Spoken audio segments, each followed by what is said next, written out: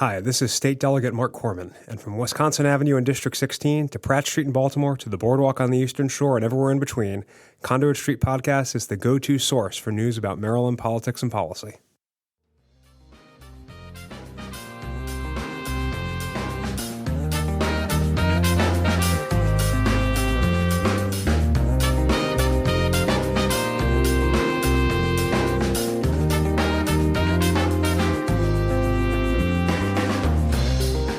Hello and welcome to the Conduit Street Podcast. Kevin Kinnally here with Michael Sanderson. Michael, it is Thursday, May 18th. Kind of a big event coming up this Saturday in Baltimore. I know you and I are really interested. What do you think about the Preakness? I'm glad to be back on the pod, and I would say I'm really interested in this field. It's kind of unusual. Usually we get a bunch of horses who come off that fun little prep race they run over in Louisville a couple weeks ago. And we usually have several from the Kentucky Derby field who run in the Preakness, and you sort of get to talk about who had bad luck and all those sorts of things. And this year, the only Derby horse in the Preakness field is the winner Mage. But it looks to me like there's a number of interesting contenders here, horses who were on the Kentucky Derby trail and sort of faded out or just weren't sharp that week or that sort of thing. So I don't know. I don't think Mage needs to be a super heavy favorite. He might go off at even money or so because he's the most familiar name. But I think there's a lot of good horses in this field. Yeah, I think so too. I know you like a few horses. I like a few horses. A couple of the new shooters. What would be your picks for our listeners for Saturday? You're a horse racing guy. Who you got? Well, I would say the horse that intrigues me the most is honestly National Treasure. Mm-hmm. And the reason is we have seen horses who don't look super high quality grab the rail, get an easy lead at Pimlico, and just coast. Even though the Preakness is a relatively long race for horses this young, we have seen sort of cheap speed run away and hide and win this race. And I think he's going to get the post position number one. He's right in the perfect spot. John Velasquez can take him right to the lead, and I think he's got a chance to just steal it on the front. He may not be the highest quality horse here, but that I don't know, that playbook seems pretty obvious to me. I think he's got the fleetest foot early of anyone in this field, maybe except the farthest outside horse, number 8, First Mission, who I think is going to be the wise guy horse here. I agree. So I have a different take on getting the lead. I like Coffee with Chris. I think he's going to be able to get out early, and the question becomes, can he hold it? I think this is a horse that could be one of those rare winners that leads from wire to wire, but we'll have to see. He's going off at 20-1. I like that. I think he's a good pick to add to exotics, maybe even exactas. So that's my horse. And what do you think about Chase the Chaos? I think you and I like him a little bit too. I mean, he's gonna be a bomber at the end, right? He's gonna want to make a run late, and it's just tough to know what this horse is. But you can make a story out of a lot of 2-year-old into 3-year-old horses that if they just put together the effort from here and the effort from there, then they can put together one big race. But he's going to be a big price. Like, your horse is 20-1, and that's pretty bold. I mean, Chase the Chaos is in the morning line at 50 and might, I don't know. I mean, I guess because of a Derby long shot won last year, so people will bet down the highest odds horse, but he'll still be 40-1 or so. That's a bummer. There's some value there for sure. And we may have some weather too on Saturday. What does that do to the field? How does that affect the way they're going to run, you think? I think it's tough to know. I mean, your horse Coffee with Chris, like 2 out of 3 on an off track. So that's not a bad indicator. I don't know. I'll spend a little time looking at pedigrees and stuff like that to see if there might be some angle there.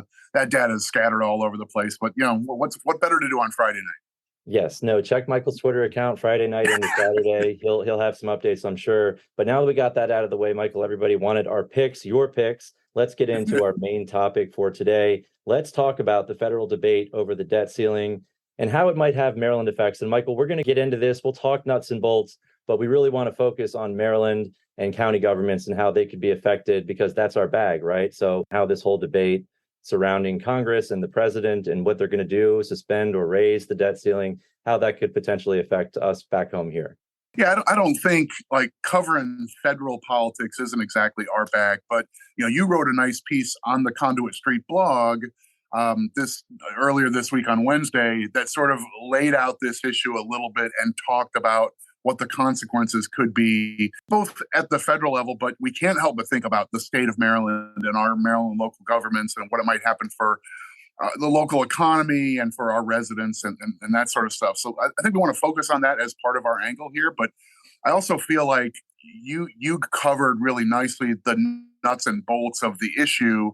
And I don't know, I feel like there's more to talk about. So we wanted to do the pod and kind of dig a little deeper. First of all, let's just get into the debt limit. And I want to emphasize here, we're not going to be partisan, but it is important to know we're not talking about new spending. Congress is not trying to authorize new spending, but this is, hey, we've already committed to this over the years under different presidents, under different Congresses. And turns out when you don't have enough revenues coming in to pay your bills, you need to go out and borrow more money. And that's what's going on right now, right? The Treasury has reached its limit.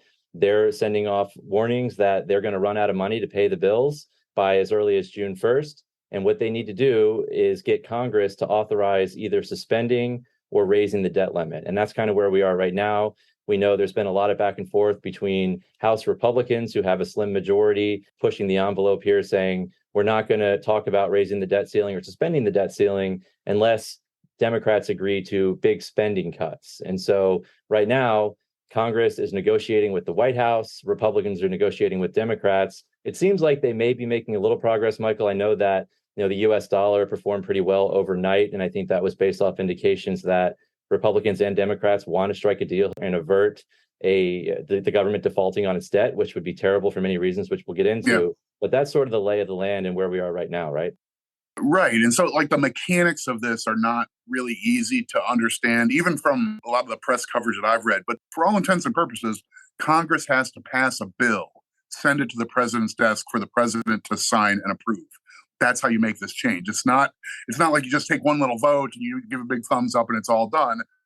You're actually just passing a bill, which means you have to have agreement with the House of Representatives that has a slim Republican majority, and then with the U.S. Senate that's effectively 50-50, but modestly in Democratic control. And you have to have the president agree, and that's Democratic Party. So you have to have multiple players sign on to whatever the final deal is. And it's all got to get done literally before we can't pay for the government.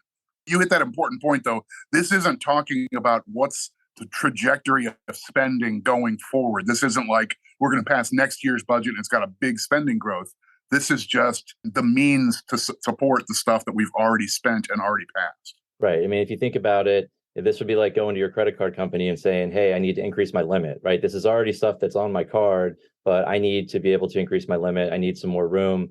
And where the U.S. Treasury is now, Treasury is using what they call extraordinary measures, right? And that allows them to move things around, make some room, but eventually you run out, right? There are no more measures you can take. And that's what the U.S. Treasury is doing now. So what they need to do to pay the bills and to make sure that you don't miss Social Security payments and unemployment insurance and stuff like that is they need to be able to issue new securities. So we're talking about Treasury notes, bonds, and that's all debt that's owed by the federal government so that we can keep paying our bills and make sure we don't default on the debt that we have. And that's what they're asking Congress to do, is to allow them to incur more debt so that they can keep the wheels turning. Right.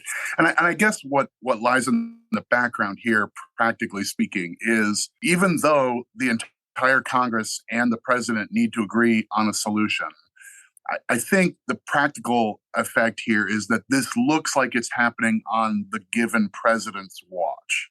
So in the event that the government were to default on bonds and basically tell people who have loaned the money to the U.S. federal government, sorry, we can't make our payment. We can't, if that actually happens, because that's one of the things that we spend money on in the budget is to just pay debt service on our current debt.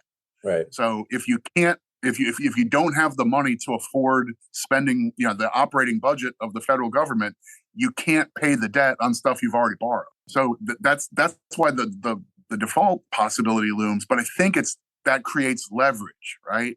So if you're a member of Congress and you have been trying to get something done and it's really important to you, or you're leadership in Congress and that's what you've been trying to do, and you can't get something done, getting it attached to something that has to pass is the time-honored way. So you get your pet issue tacked on top of a big important appropriations bill, or a big important bill that everybody agrees on, and that's a time-honored way of getting small things done in DC.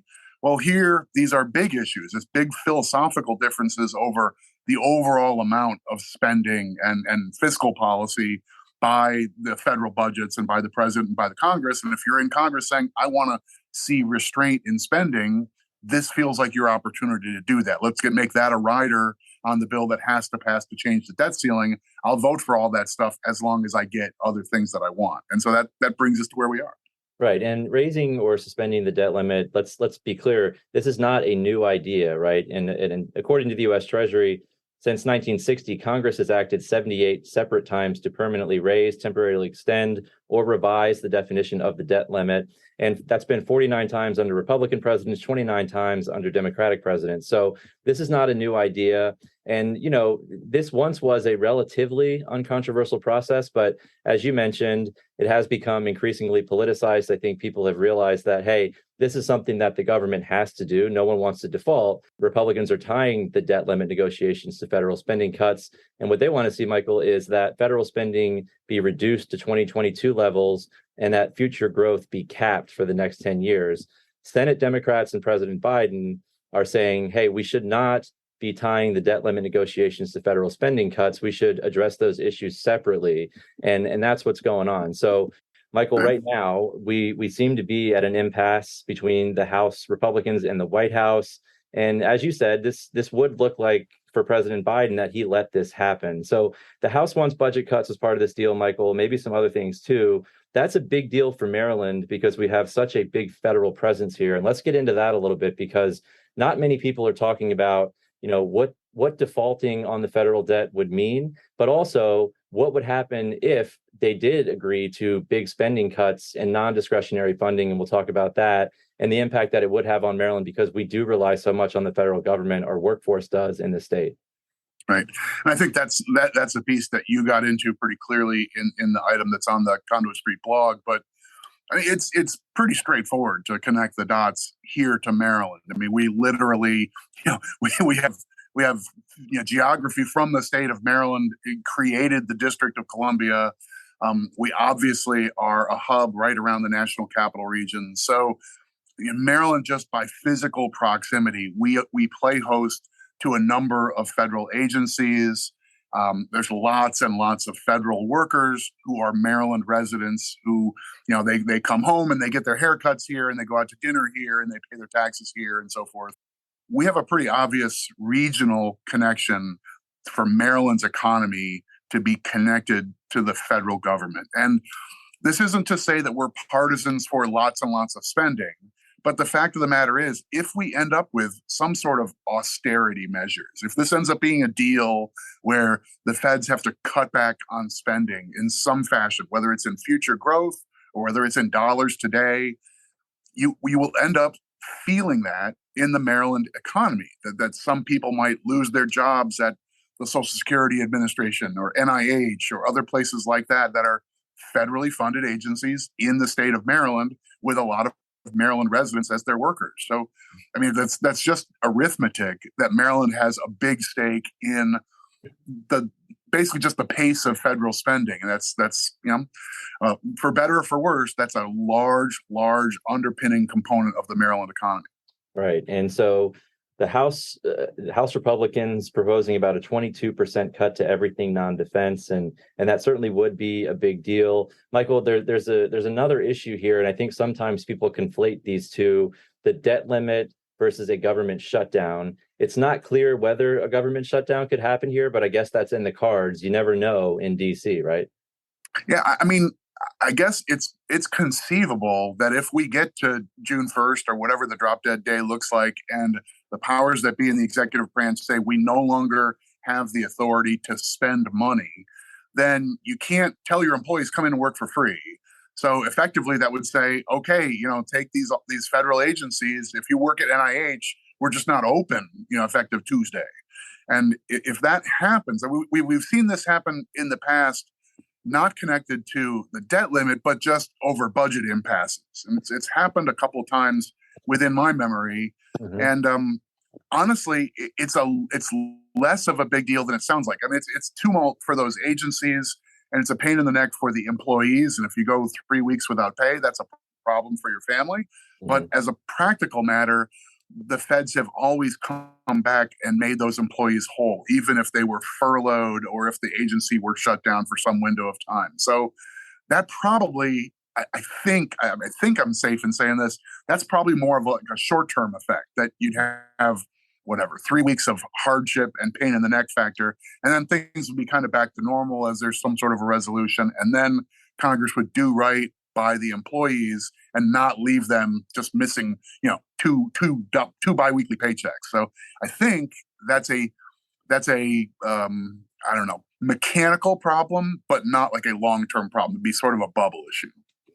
We'll have to see what happens there. I think everything's on the table. I mean, these are two separate issues, right? We're not talking about the government is funded, right? It has money. We're talking about raising the debt ceiling, which is, again, debt that's already been incurred. As far as federal agencies, they're funded, they can continue to work, but you could have a situation, even if the government doesn't shut down, you could see paychecks be delayed for some of these federal workers. And, we also, in Maryland, it's important to know, we have a ton of federal contractors, right? So these aren't federal employees, but they're reliant upon the federal government for contracts. A lot of people in that field as well. So this certainly has a big impact. And I think just talking about this and the threat of defaulting on the debt, or having to shut down the government for some reason, that does raise concerns, especially here in Maryland, because again, we're so reliant, and our tax revenues are so reliant. We have so many people, federal employees and people that rely on the federal government. Certainly it's something that we're paying attention to, and that's why we wanted to dive into this a little bit more. And so let's talk about what would happen if Congress and the White House do not reach a deal and pass a bill by the end of May. Again, Treasury Secretary Janet Yellen says that as soon as June 1st, Treasury may not be able to pay its bills. So let's talk about that a little bit and speculate as to what could happen, because it does get pretty fun. Yeah, I think so. I mean, I think this is interesting speculation, and this is like us getting a little out of our lane. This isn't Maryland policy and politics, although I think this whole issue does have such a strong Maryland connection that we're stakeholders here, whether you like it or not. But then, thinking about how this plays out is pretty, I don't know, it's pretty interesting. It's amusing. So I guess the first possibility, Michael, we just default, right? And it's hard to know what that would mean, but all indications are, leading economists are saying this would be dire, right? So let's talk about a little bit about what that could look like if the U.S. just said, you know what, we're going to default on our debt and that's it.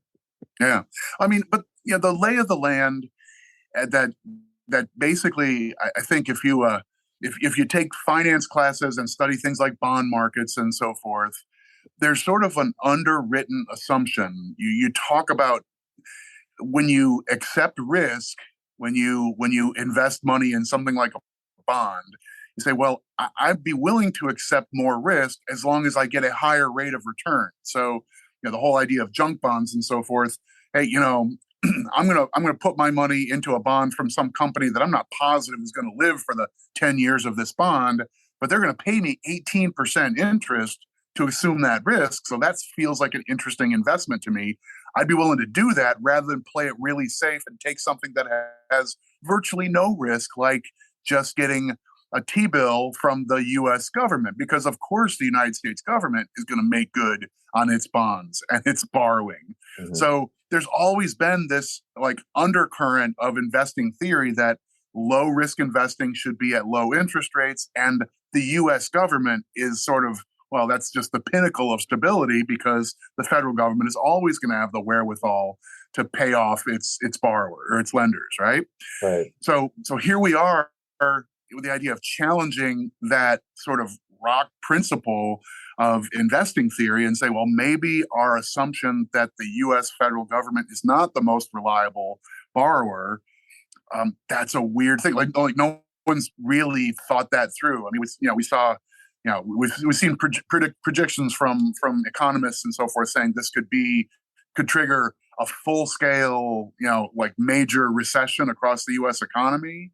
It certainly feels like it would raise interest rates, right? It would raise interest rates on federal borrowing if they've proven themselves, okay, we sometimes don't pay our debt, then the next round of borrowing would probably have to be at a higher interest rate to induce people to put their money back into Treasury bills, right? Right. And I mean, I think this is sort of a double whammy because, you'd be hit, households would be hit by this and businesses, and the ability for households and businesses to borrow through the private sector to offset the economic pain would also be compromised, right? Because, like you said, interest rates would likely soar, including on those financial instruments that households and businesses use the most, which Treasury bonds, mortgages, credit card interest rates, they would have a problem there too. So this certainly, again, we don't know exactly what would happen, but it's very likely that interest rates would soar, people would feel that pain, and it would trickle down to households and businesses across the country.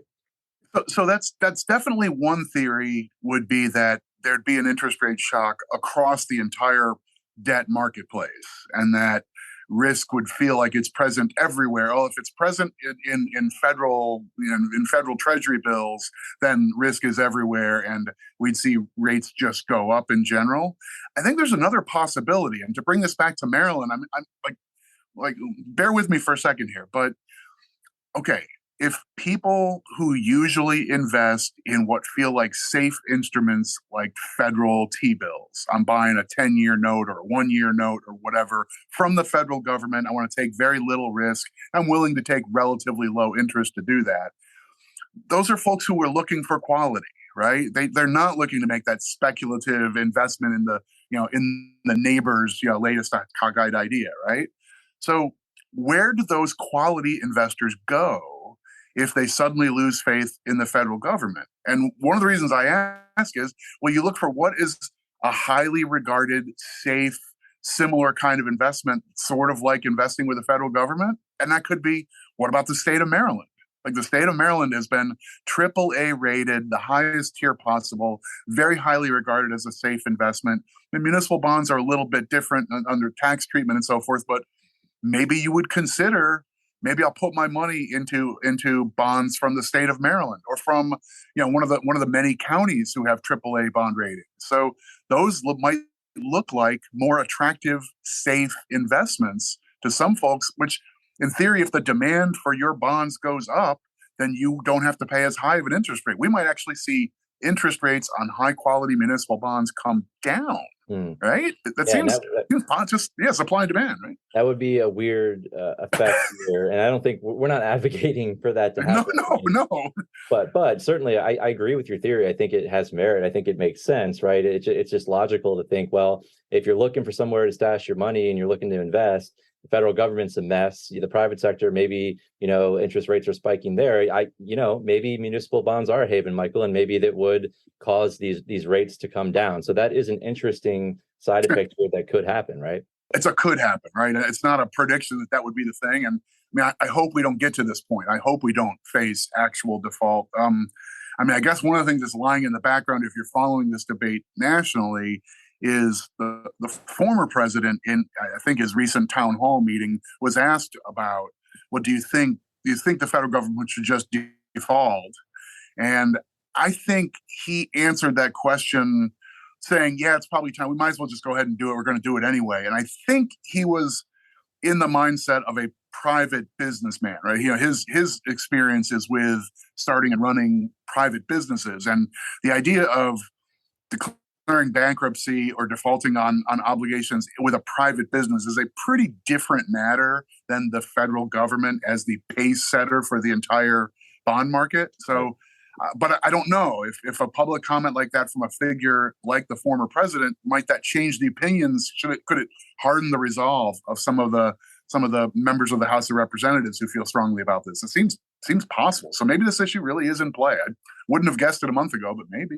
Yeah, and I think that's a separate and interesting side conversation. The former president, he is the front runner in the Republican Party right now. And I think a lot of people often talk about, well, how much sway does he really have with the Republican Party? For him to make a comment like that, that's certainly, you would think, a signal to Republicans in Congress. And we'll have to see.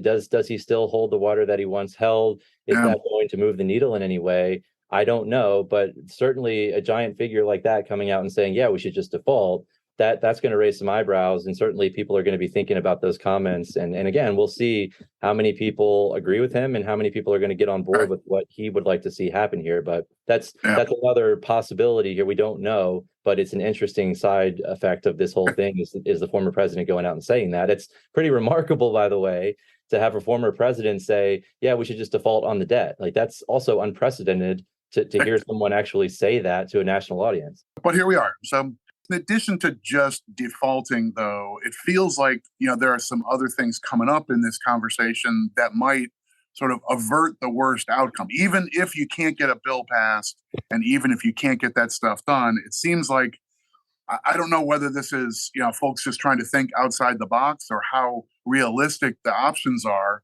but it sounds like there's other stuff that's conceivably on the table, right? Right. So one of the ideas, Michael, and I think it's mostly a gimmick. There's been conversations about minting $1 trillion coin. Talk a little bit about that and how that would work, and then we'll get into it a little bit more. Right. I mean, I guess it's just a matter of you take current federal law authorizes, I guess it's the U.S. Mint, to mint coins of various denominations to be used by the citizenry. So in theory, the U.S. president at any time could just order the mint, go make one coin or make 10 coins that have a value of $1 trillion. Platinum and coins, right? Right. So right. Just make one giant coin, whatever. I don't know. I mean, in my mind, for some reason, the coin is as big as a giant table, right? Yes, of course. I guess it doesn't have to be. It could be the size of a nickel, right? You could also make a $31 trillion coin, right? It doesn't matter. Right. They could mint, I guess theoretically, they could mint a $1 trillion coin or a $31 trillion coin, right? Right. So in theory, if you take that law to its maybe absurd extreme, you can say, well, the degree to which the federal government is upside down on its finances is in part a function of how many dollars it has lying around. So, in theory, you could just print the money, or in this case, you mint a giant coin, you just stick it in reserves at Fort Knox or someplace like that, and say, well, now it's on our balance sheet as an extra $1 trillion. So we've got room to move and we can afford to continue to borrow and continue to get through, making good on our spending obligations we have today. So, I mean, that's the logic of doing that. Almost everybody who talks about it, us included, start to giggle a little bit with this as a solution. But I don't know. I guess technically it would be legal. I mean, there are countries over the course of history that have fought their economic problems by printing money. And that tends to spur crazy hyperinflation.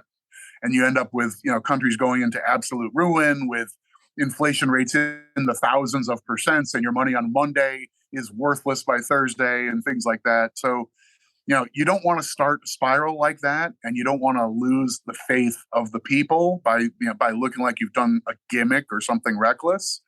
But if it's that against an actual default, I guess you consider what are the options.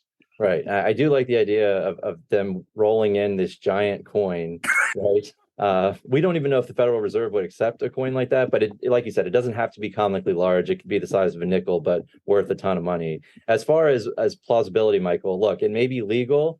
I don't know if it passes the political smell test, but the other problem with this is that certainly this would get litigated, right? And in the meantime, you'd have the U.S. defaulting on its debt while you're waiting around for a judge somewhere to say this is okay or it's not okay. So I think that's part of the issue, that if they wanted to come out with a plan like that and say, we're just going to mint this coin, certainly that would end up in court, and you'd probably have to weave that case through the legal system, and that would take some time. So I think that's another reason why this is probably not the best option on the table. I think President Biden has sort of dismissed this idea.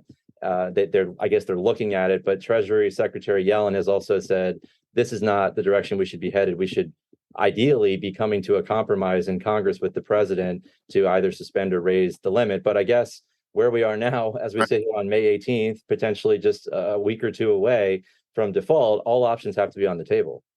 Right. And so if all options are on the table, then the new novel idea, I guess, is take a look at the law itself that creates the debt limit. And is there an argument that this is a poorly founded federal law itself? Mm-hmm. Right? Right. And that is, we've actually seen a lawsuit by some federal employees saying that that the Treasury should just ignore the debt limit, that it doesn't pass constitutional muster, and that they should carry on and continue to issue new debt. And that would be, Michael, invoking the 14th Amendment and declaring the entire debt limit unconstitutional. And that idea is picking up steam. Just tell Treasury to ignore this whole thing and continue on as normal. Which is it sounds pretty absurd on its face, and then as you learn more, in my judgment, the absurdity level comes down a good deal. I mean, if you work in public policy, even if you never really studied constitutional law, most people are familiar with the 14th Amendment. Was one of the constitutional amendments passed in the wake of the U.S. Civil War. And it's best known and most often referenced because it provides equal protection under the laws for all Americans.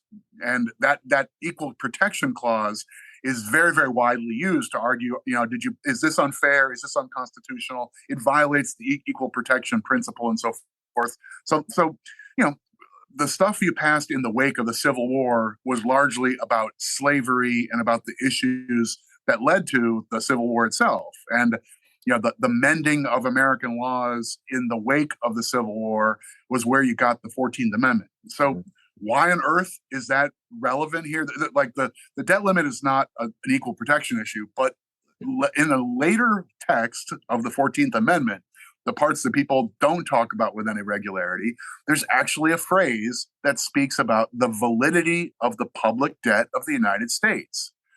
And it says, shall not be questioned. I mean, there's some other words in the middle there, but that's basically a phrase in there. Apparently, this was a clause in the 14th Amendment to ensure that after the Civil War, the states that had seceded from the Union are brought back into the United States. And there was a political concern, maybe rightly at the time, that the United States government had to finance the Civil War and had to borrow a bunch of money in order to engage the Civil War.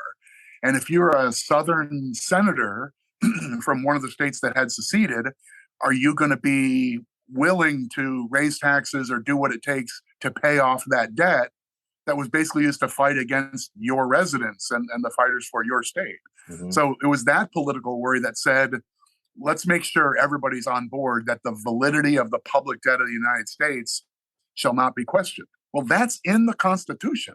Right. So you don't have the luxury of passing a law through Congress that flat out violates the Constitution.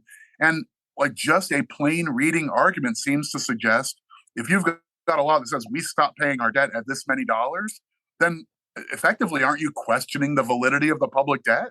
I mean, right. I'm not a legal scholar, and I'm sure there are plenty of people scratching their heads over what that phrase means today.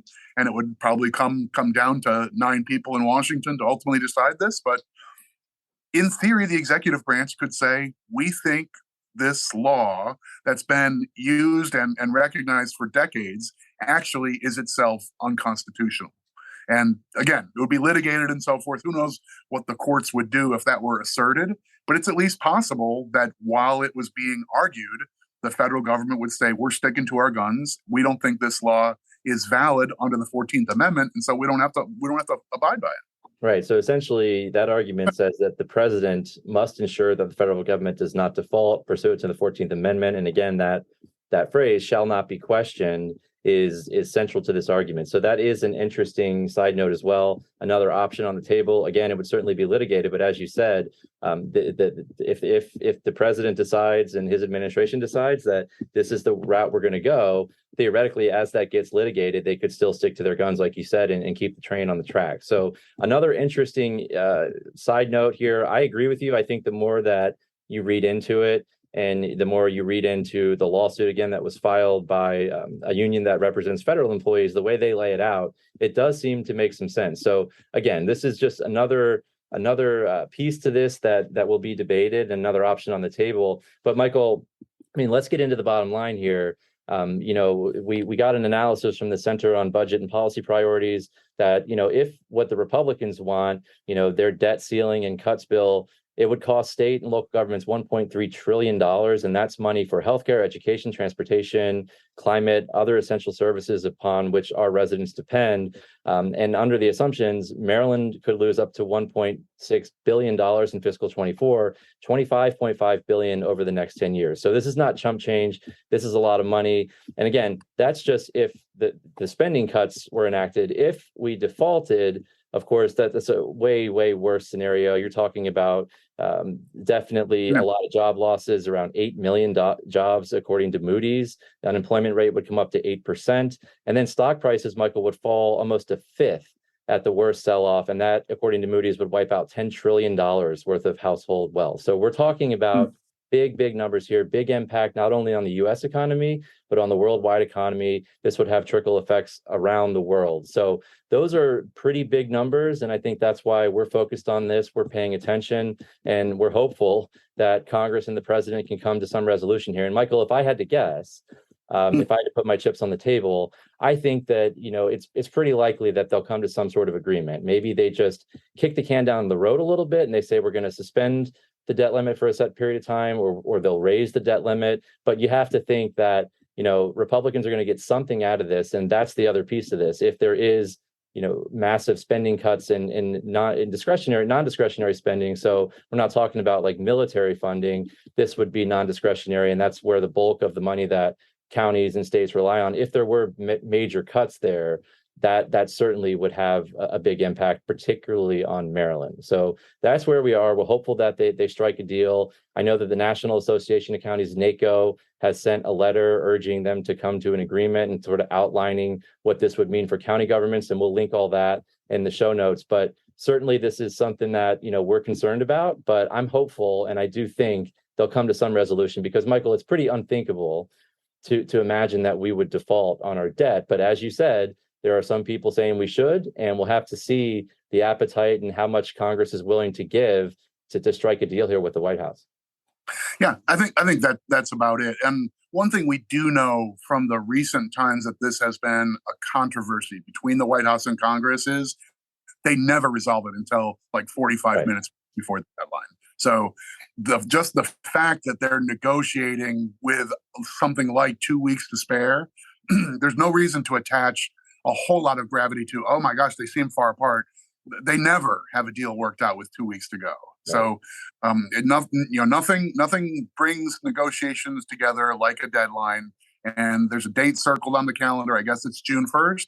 So we should see the last days of May being the opportunity for some of these walls to come down, for the negotiations to get somewhere. And then maybe it turns into a bill with multiple facets and who knows, whatever. But that seems like the likeliest outcome. And I think, for all intents and purposes, that's what we're rooting for, I think. Mm-hmm. Yep. And I think, people on Wall Street are smarter than we are. And I think that's a good indication. If you start to see things going south on Wall Street, it's a pretty good indication that they're not very confident that a deal can be struck. But we haven't seen that yet.